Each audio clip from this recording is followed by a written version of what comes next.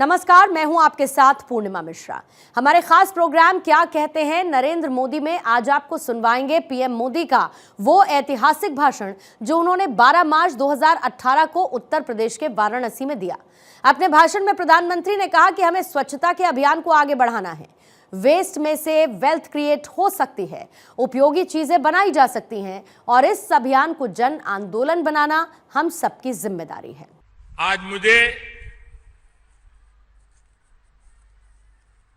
विंध्यवासिनी के चरणों में जाने का अवसर मिला था। पूरी दुनिया में सौर ऊर्जा का एक अभियान चलाने में भारत बहुत बड़ी भूमिका अदा कर रहा है। फ्रांस और भारत मिलकर के सौर ऊर्जा पर एक बहुत बड़ा काम कर रहे हैं। दुनिया के अनेक देश के मेहमान कल दिल्ली में आए थे। सबने मिलकर के सूर्य देवता के सामर्थ्य को स्वीकार करते हुए आने वाले विकास के राजमार्ग को सूर्य शक्ति के आधार पर चलाने की दिशा में महत्वपूर्ण फैसले लिए। और उसी के तहत मिर्जापुर में 75 मेगावाट का सोलार से उत्पादन करने वाली बिजली का एक प्रकल्प का मुझे लोकार्पण करने का अवसर मिला। ये एक प्रकार से हिंदुस्तान के जीवन में बहुत बड़ा बदलाव लाने का अभियान है। और मैं तो इसे आगे इतना बढ़ाना चाहता हूं कि रूफटॉप सोलार से घर की छत पर सोलार की पैनल लगी हो और घर में खाना पकाने का चूल्हा अब गैस की भी जरूरत न पड़े, उस सोलार के चूल्हे से खाना पकाना हो जाए। खर्चा भी नहीं, पर्यावरण का नुकसान भी नहीं। क्लीन कुकिंग का एक बड़ा अभियान। भारत में 25 करोड़ परिवार है, बहुत बड़ा मार्केट है। और मैं नौजवानों से आग्रह करता हूं, आईआईटियन से आग्रह करता हूं कि आइए इनोवेशन की स्पर्धा करें, ऐसी टेक्नोलॉजी को विकसित करें कि हमारी माताएं बहनों को अब घर में चूल्हा जलाने में किसी पर निर्भर न रहना पड़े। सूर्य देवता के आशीर्वाद से आराम से खाना पक जाए और घर में खाना पकाने में जो खर्च होता था फ्यूल में, वो भी बंद हो जाए। गरीब और मध्यम वर्ग के परिवार की एक बहुत बड़ी सेवा हो सकती है। इतना ही नहीं, आज मुझे काशी और पटना को जोड़ने का एक नई रेल सेवा शुरू करने का अवसर मिला। लंबे अरसे से मांग थी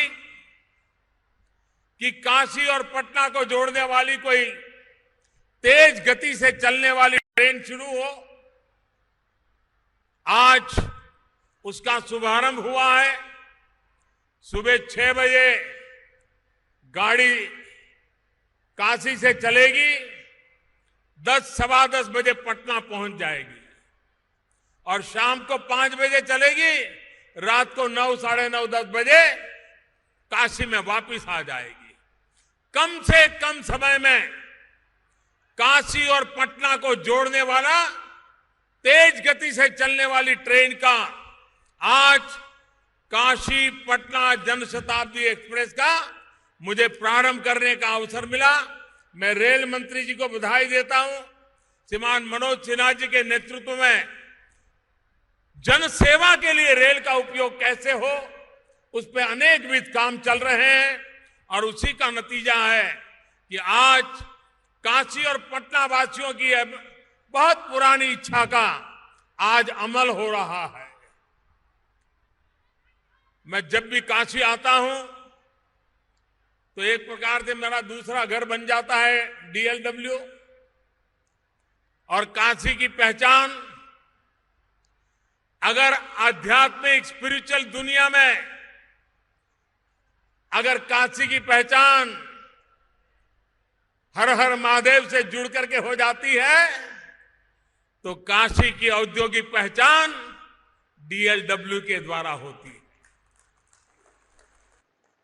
और इसलिए भारत सरकार डीएलडब्ल्यू का जितना ज्यादा विकास हो, जितना ज्यादा विस्तार हो, जितना ज्यादा आधुनिकीकरण हो, ज्यादा से ज्यादा लोगों को रोजगार के अवसर उपलब्ध हो, उसके लिए अनेक नई नई योजनाएं डीएलडब्ल्यू के तहत भी करने की दिशा में आगे बढ़ रहा है, जो आने वाले दिनों में यहां के लोगों के जीवन में एक नई ऊर्जा भरने का काम उन योजनाओं से होगा।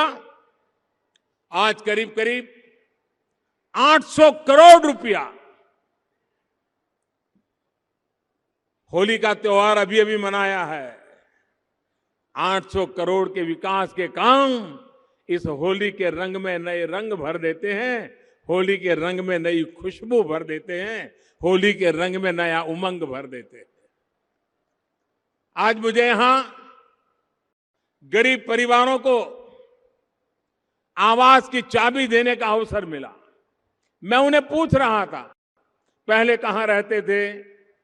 हर कोई बता रहा था, कोई कच्चे घर में रहते थे, कोई कहता था झुग्गी झोपड़ी में रहते थे, कोई कहता था ऐसे नहीं बिस्तरा रखते थे, कभी इधर चले कभी उधर चले गए, ऐसे ही जिंदगी थी। मैंने उनको पूछा, अब घर मिल गया तो अच्छा लग रहा है? घर जाकर के देख के आए, अच्छा लगा? कोई कमी महसूस हुई? सारी बातें मैं पूछ रहा था। और बाद में पूछता था, अब बच्चों को पढ़ाओगे क्या? तो एकदम सबकी आंखें झुक जाती थी, शर्मा जाते थे। मैंने आग्रह किया कि आपकी जिम्मेवारी है, अब रहने के लिए अच्छा घर मिल गया है, आपको अपने बच्चों को पढ़ाना चाहिए। आज ये भी सही है कि विकास करना है तो इंफ्रास्ट्रक्चर का बहुत महत्व है, कनेक्टिविटी का बहुत महत्व है। रेल हो, रोड हो, ये बहुत आवश्यक होते हैं। आज शिवपुरी फुलवरिया 4 लेन रोड की भी इसके निर्माण की शुरुआत हो रही है। 2 रेलवे क्रॉसिंग, 2 नए ओवरब्रिज उसी जगह पे बनाए जाएंगे। बनारस में रेलवे स्टेशनों के आधुनिकीकरण का काम हम चला रहे हैं।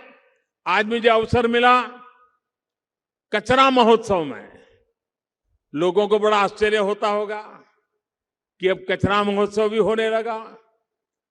जिन लोगों को मोदी पसंद नहीं वो तो इस पर भी आलोचना करेंगे कि मोदी को अब कुछ बचा नहीं है, अब कचरा महोत्सव कर रहा है। हमें स्वच्छता के अभियान को आगे बढ़ाना है। वेस्ट में से वेल्थ क्रिएट हो सकता है।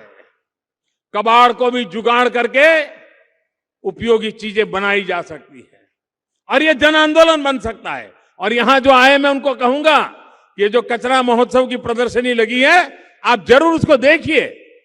छोटे छोटे बच्चों ने जो बोतलें हम फेंक देते हैं, जो अखबार फेंक देते हैं, उसमें से कितनी बढ़िया चीजें बनाई हैं और घर के अंदर रखें तो लोग उसको देखने के लिए लालायित हो जाएं।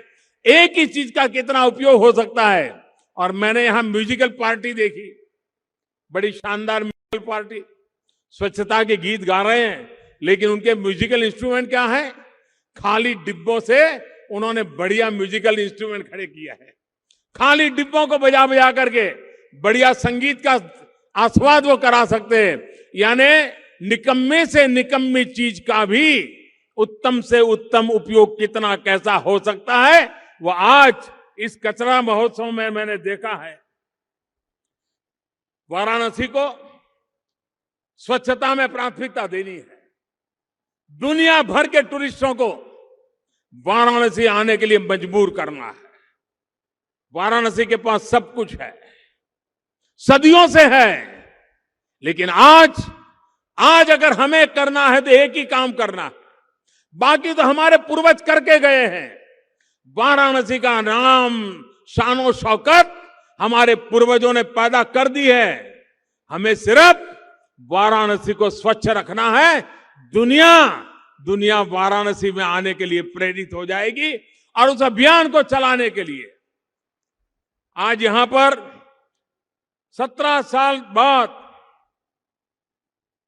जो आवश्यकताएं होने वाली है, एक प्रकार से 20 साल के बाद भी जो जरूरतें होगी उनको आज पूरे करने की दृष्टि से सीवर पानी के ट्रीटमेंट का व्यवस्था का भी एक प्लान का अभियान शुरू किया गया है। करीब 600 करोड़ रुपया के खर्च से ये ट्रीटमेंट प्लान आपके यहां लगने वाला है और उसके कारण आने वाले दिनों में लोगों को कितना लाभ होगा इसका मैं अंदाज कर सकता हूं।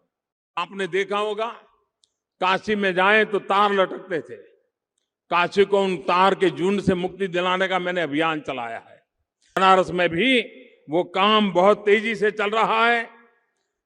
उसी प्रकार से अभी जब योगी जी ने इन्वेस्टमेंट समिट किया था उस समय मैंने घोषित किया था एक डिफेंस मैन्युफैक्चरिंग कॉरिडोर का, और डिफेंस मैन्युफैक्चरिंग कॉरिडोर के कारण 20,000 करोड़ रुपए और करीब करीब 2.5 लाख लोगों के रोजगार इसकी संभावना है उसके अंदर पड़ी हुई है। उस काम को भी आगे बढ़ाने की दिशा में योगी जी की सरकार और भारत सरकार मिलकर के तेज गति से आगे बढ़ रहे हैं। मैं योगी जी को इस बात के लिए भी अभिनंदन करना चाहता हूं कि उन्होंने किसानों के पहले देश में एमएसपी घोषित होता था लेकिन धान की खरीदी नहीं होती थी। मुझे खुशी है कि पहले की तुलना में धान की खरीदी योगी जी के प्रयासों के कारण 4 गुना बढ़ गई है। किसानों को उनकी पैदावार का पैसा मिलने का अवसर प्राप्त हुआ है।